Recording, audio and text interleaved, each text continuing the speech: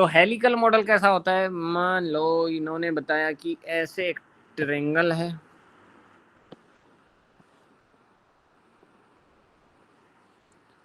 और ट्रायंगल पे ये जो स्ट्रक्चर है ऐसा करके ये बताया कि ये जो मॉडल है कौन सा है भैया?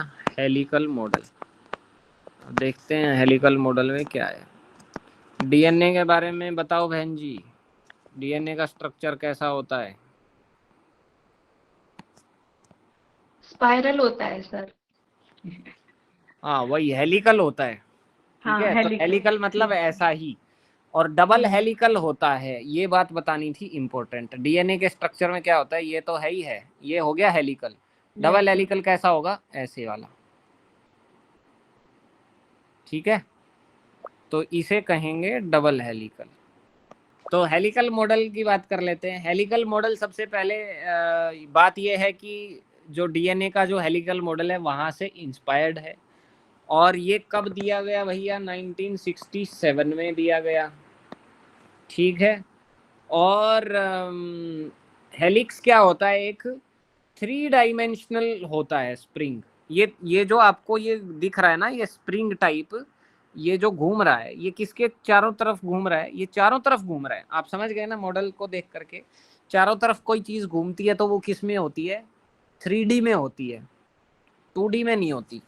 अगर ये मान लो प्लेन पेपर होता तो ये 2D में है, लेकिन ये बैक साइड भी घूम रहा है, इसलिए ये किस में है?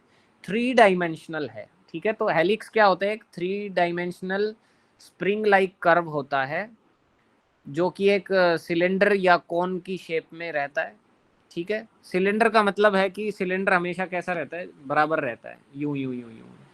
ये हो गया सिलेंडर। लेकिन अगर मैं कोन की बात करूं तो कोन कैसे रहेगा? ऊपर से फिर नीचे की ओर छोटा होता हुआ आएगा। ठीक है, ये तो ये होता है कोन, शंकु के जैसा है ना। शंकु कोन एक ही बात है हिंदी में। ओके, और ये कैसा है भाई? सिलेंड्रिकल। तो कुल मिला के हम क्या बात कर रहे थे? हेलिकल मॉडल ऑफ कम्युनिकेशन की बात कर रहे थे। और ये जो मॉडल है ये किसने दिया है? फ्रैंक डांस ने दिया है। क्योंकि ये जो स्पाइरल आप देख रहे हो, ये एक्चुअल में क्या है? ये डांस करता हुआ आपको दिखाई देगा, है कि नहीं? देखिए ना ऐसी कुछ इमेजेस जो ऐसे चारों तरफ गोल गोल गोल गोल घूमता रहता है। तो ये जो मॉडल है ये किसने दिया भाई? Frank dance. तो डांस याद रख लेना, फ्रैंक को छोड़ देना, कोई टेंशन नहीं है। बस इस मॉडल में आपको इतना ही याद रखना है। ठीक है,